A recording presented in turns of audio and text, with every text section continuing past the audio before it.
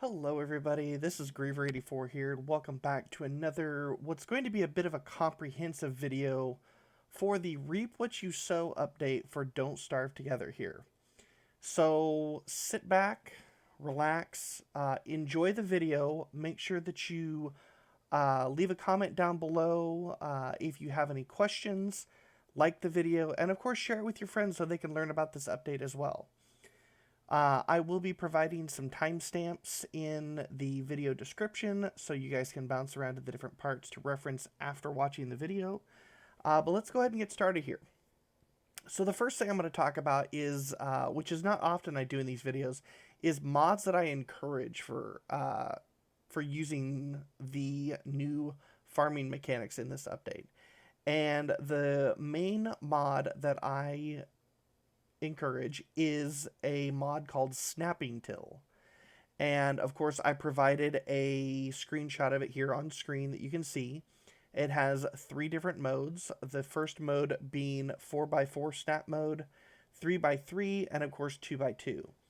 Now, to optimize your growth to get the large crops, I recommend doing the 3x3 snap mode, which the mod will tell you, of course, how to switch between the modes when you download it. So this is the only mod that I recommend if you really want to dig in and maximize your large crops as you go along here. Okay, so for the next section here that I want to talk about is going to be new items. There's 3 sets.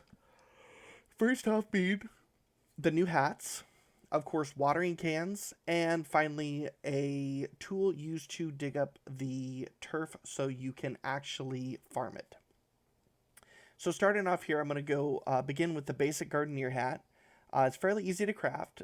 It is located in your food tab, requires alchemy engine science, and it is a bucket of manure, 3 seeds, and an electrical doodad in order to craft. Now, the gardener hat allows you to research your plants, which will fill in your plant registry, which will give you extra information about each of the plants that you're growing. You access that by wearing the hat and then right-clicking on the hat in your helmet slot inventory. It will tell you if a plant is stressed, but it won't give you what the source of the stress is. And it'll also give you a bit of protection from overheating. So you could wear it during the summer if you so desire. The second hat, of course, is the Premier Gardener's hat. Now this one's a little bit more difficult to create because it requires you to go completely down into the ruins. Now it is a damaged ancient pseudoscience station level science item. So you do not have to have the fully repaired one. You just have to find a pseudoscience station. You need to bring your basic gardener hat with you. You need to have 4 completed thulecite pieces and 1 purple gem in order to craft the new hat. Now, you might ask yourself, well, why do I need this new hat? Well, the new one, not only will it give you what is stressing out your plant when you examine them, but you will also be able to see the quantity of nutrients that are in your farm plots. And this will come in handy if you want to branch out and farm some of the plant combinations that aren't going to be listed necessarily in this guide, which I'll cover later on here in the nutrient section. Now, next we have the watering cans. And there are 2 watering cans that you can get a hold of. First one is just the basic watering can, which is under the tools tab. Again, science machine level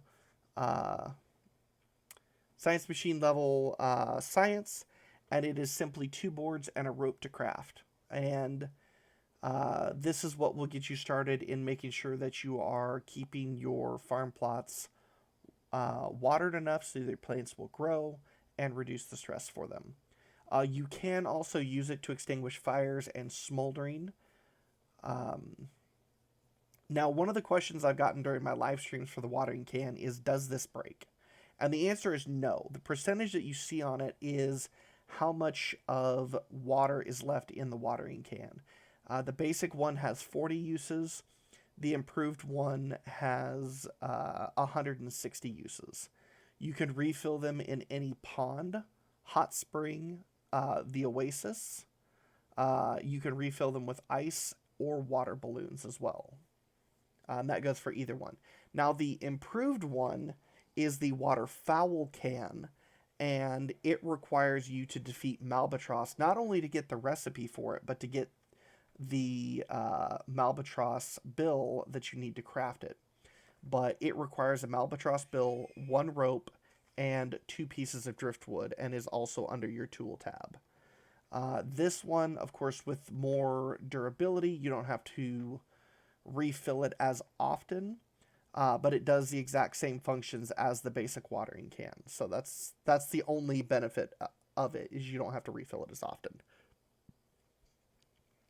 Now, finally, you have the garden rigamajig, which is what you need to get this whole process started after the update. It is under the food tab. It is also science machine level science. It is 3 boards, 2 rope, and 2 flint.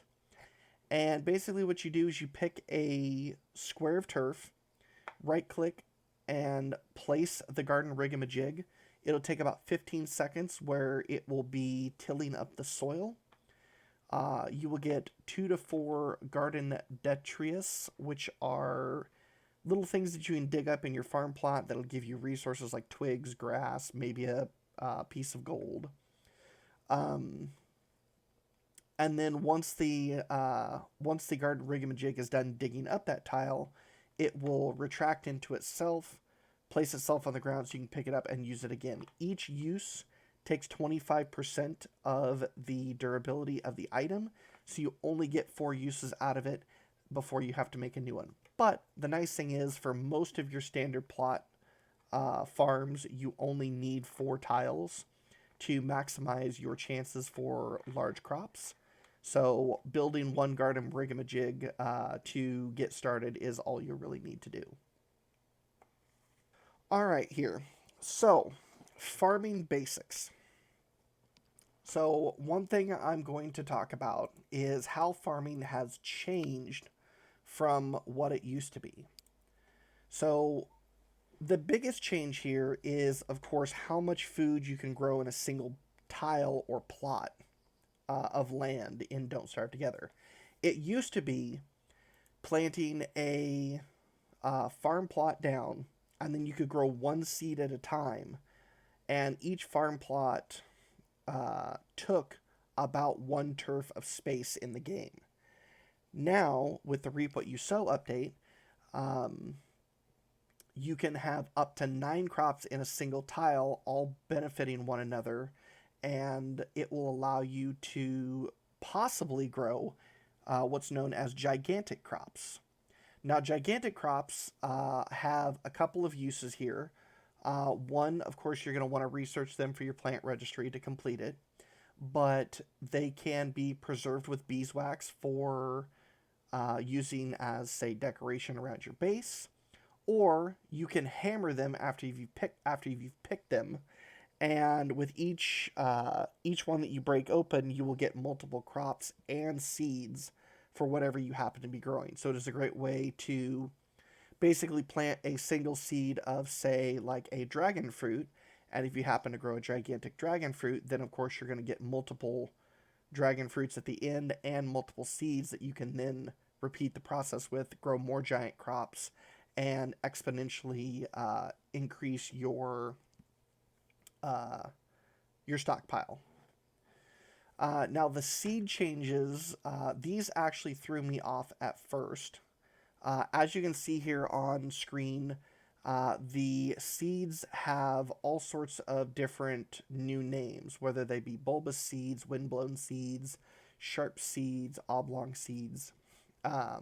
Now, for your guys' reference, I've added a visual on screen that relates the old seed name to the new assumed name that you'll see before you start to fill in your plant registry. Eventually, when you fill in your plant registry enough, the seeds will tell you, like, okay, if I plant a oblong seed, of course I'm going to get a carrot.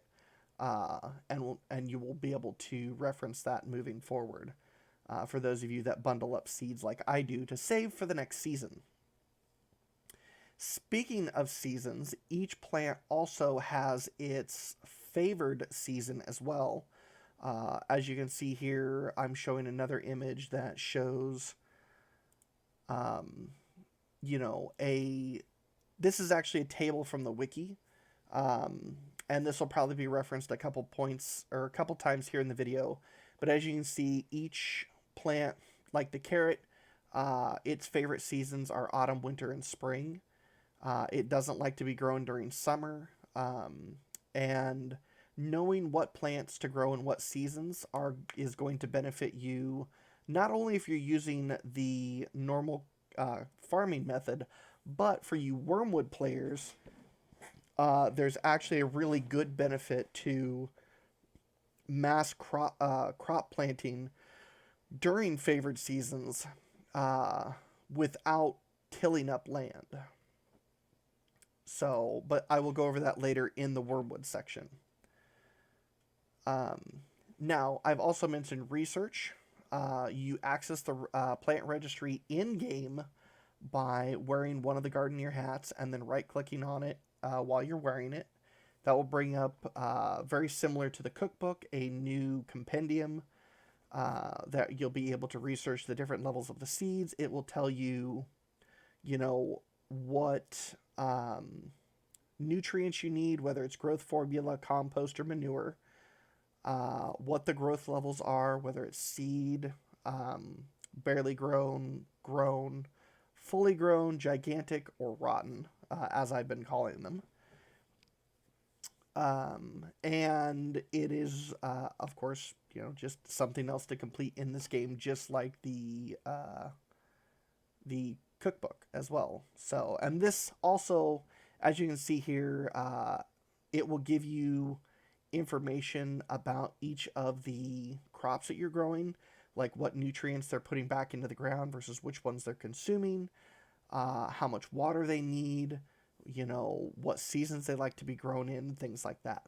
So it is actually a very handy in-game resource for you to use.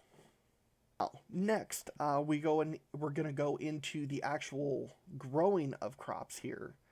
Now, before I get into this, I want to show this in the video.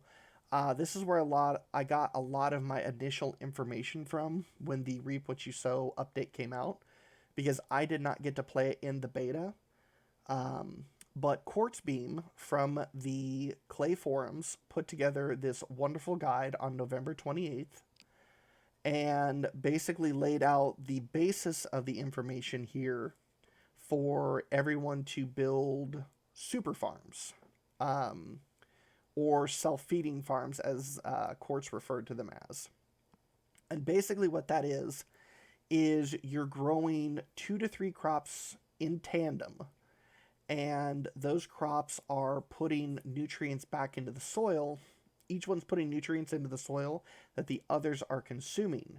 So you're not required to put in any nutrients yourself. All you really have to worry about is, are they watered, and what's their stress levels? Like, are they happy each day? Are you playing the music to help out with that? Now, of course, this forum topic is going to be linked in the description, so you can reference it as well. And I just wanted to shout out Quartzbeam for doing such an awesome job in creating this whole setup. So first off here is the Type A farm, and this is the one that I use personally the most often on my live stream. The Type A farm is 3 different crops in equal amounts, a 1-to-1-to-1 ratio.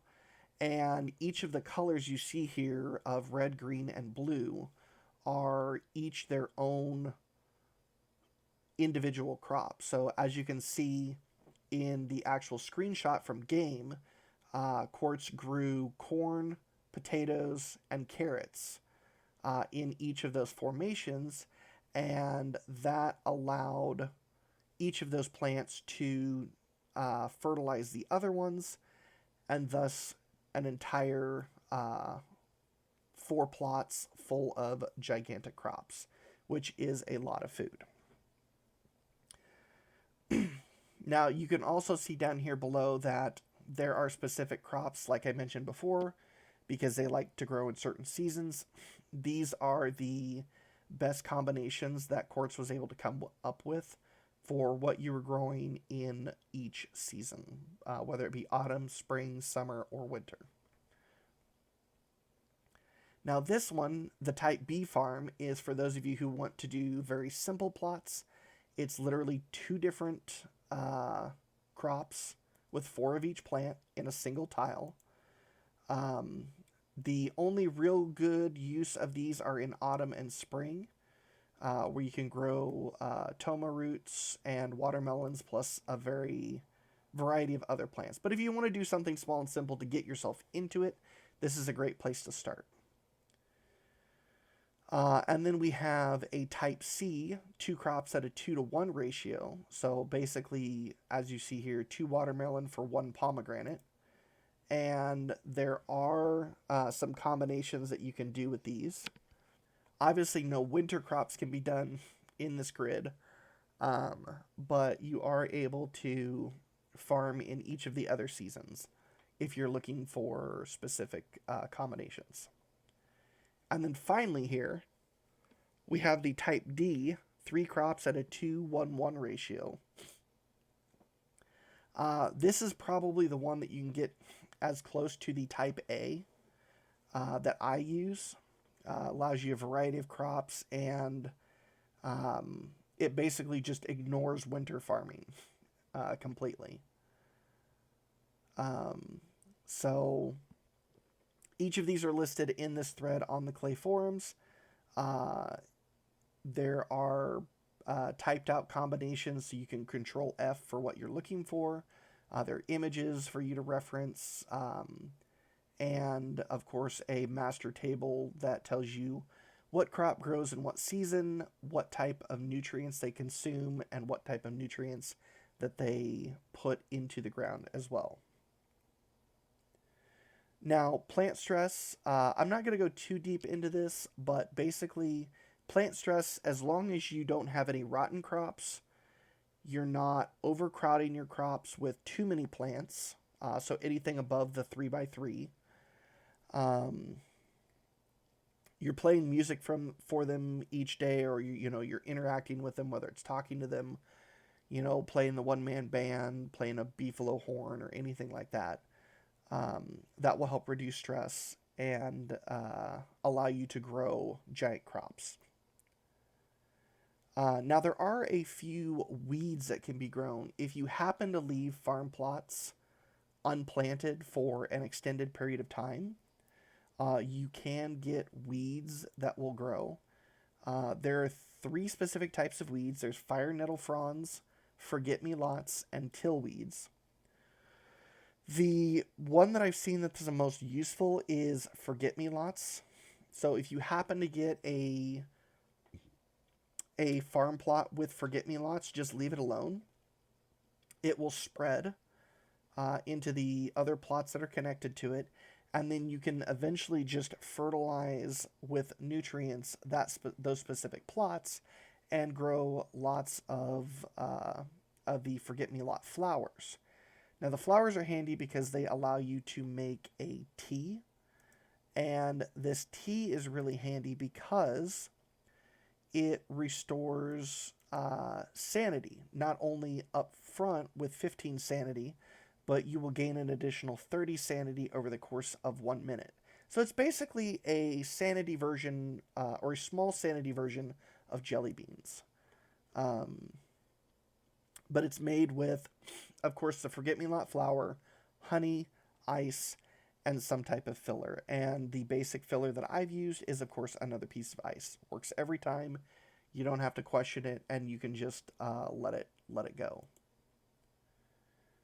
And of course, as I mentioned, if you don't water your crops, or you forget to pick them after they're ready for harvest and leave them there for too long, eventually they will rot, and this presents a few dangers of its own, which we're getting ready to go into.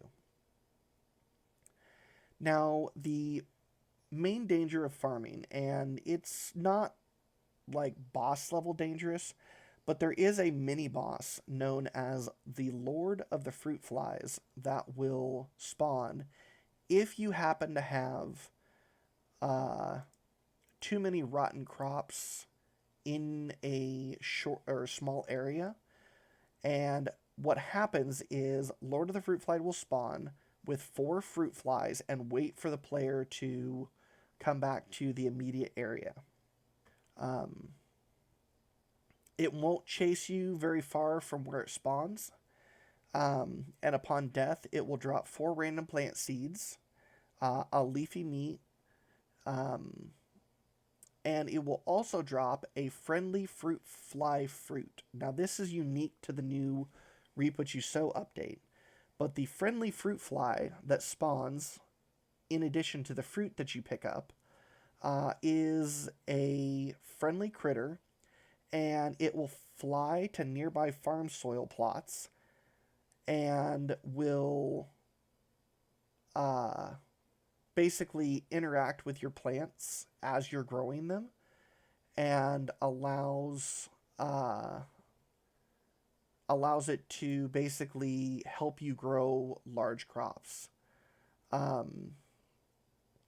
it only makes plants happy one at a time, but in heavy rains during spring, basically you can just plant your crops and forget about them, at least for a couple days while it's raining, because between the fruit fly and the rain, all your basic needs are taken care of if you're doing these large farm plots that I've shown in the video.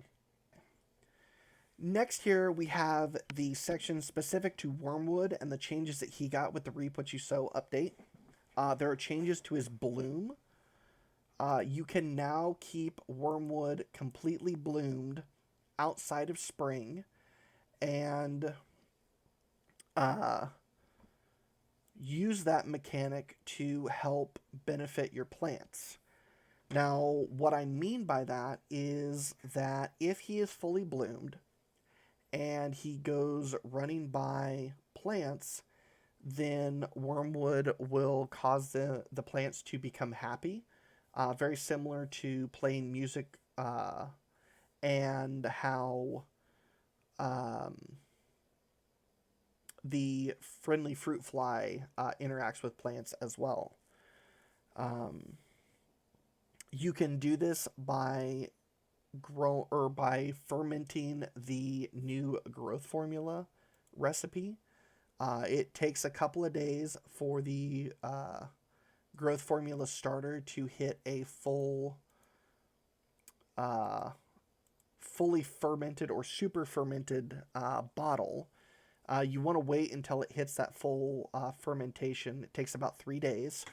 And the reason for that is you get 5 uses of the nutrients in it. Now, you can use those for your farm plots, or you can use them to help keep Wormwood in full bloom, which, of course, you get all the benefits from, with, including faster movement, happiness to the plants around him, and, of course, at the detriment of increasing his hunger drain as well. Now, as I mentioned earlier, knowing what season to plant what crops in gives you a benefit as Wormwood, because Wormwood can still plant crops outside of tilled farm areas, just like he could before the update. And why this is so important is because you can now do large lines, as you're seeing right here, of random crops, whether they're in season or out. Now, for those that are out of season, you want to be careful, because when you harvest these, you will only get the crop that you planted. That's it. But if you plant a crop that is in season, not only do you get the crop, but you get a seed as well. So if you planted, say, 40 garlic seeds, And I use garlic as an example because it can be grown in any season. But if you plant 40 garlic seeds in a line, make them happy, wait for them to grow fully. You do not need to water them. Technically, you don't even really need to make sure that they're happy, because you are unable to grow large crops with this method, or at least none that I've found as of yet. But when they become ready to harvest, you will get 40 garlic seeds and 40 pieces of garlic, which if you wanted to, you could then turn and give that 40 pieces of garlic to the bird, and the bird would give you 40 garlic seeds. So you now have 80 garlic seeds to expand your growing available crops to begin with. So as you can see with Wormwood, these changes, specifically to the farming, makes him super powered in the Reap What You Sow update. Now, I have talked a couple of times here about different types of music for making your plants happy, and I just wanted to touch on it here at the end. But basically, there are different things that you can play that will alleviate stress and give your plants happiness. And each item has a set radius of tiles that it reaches here. Now, I'm going to put a small table from the Don't Starve wiki on screen here. If you have large farms, the beefalo horn is the best because it reaches 6 tiles. The strident trident or narwhal horn has a range of 5 tiles. Pan flutes almost reach 4. I personally use the one-man band because in the world that I'm currently playing on my stream, I have a large amount of nightmare fuel and pigskins, so it is very easy for me to craft. And if you've done the quest on Pearl's Island, you can surround your farm plots with the different musical shell bells and just run by them every day, and then they will make the crops happy for you as well at no cost to you as a player. Of course, Wormwood in Bloom does this passively, so figure out what you have available, what works the best for your setup that you're using in your world, and then, of course, use whatever item accordingly. Well, this has been one of my more lengthy videos, and a lot of planning went into this. Of course, obviously, there are multiple guides here on YouTube already. I recommend, checking out other ones from other content creators as well, because I didn't specifically cover everything, but I tried to hit the high points of giving you guys the information that you needed to get started growing the crops that you are wanting to, and getting those large crops so you can start decorating your bases with them. But if you guys do have any questions, want to show off some of your own setups, of course, all of my social media links are in the description. You can tweet them at me, join my Discord, put them in my Don't Starve channel, make comments down below here on the video, especially. This goes for any questions that you have as well. Again, I want to shout out some of my sources here. Of course, the awesome Don't Starve Together community as a whole, the Don't Starve fandom wiki, and of course, I specifically want to shout out Quartz Beam, again, from the forums with his awesome guide, again, linked below in the description. But if you like this video, make sure to hit that subscribe button on the channel, let you know the next time I put a video up. Like the video, share it with your friends, comment down below. Take care of yourself, guys. Enjoy what you've been working on. Be proud of it, and I will see you guys in the next video. Toodaloo, Guardians.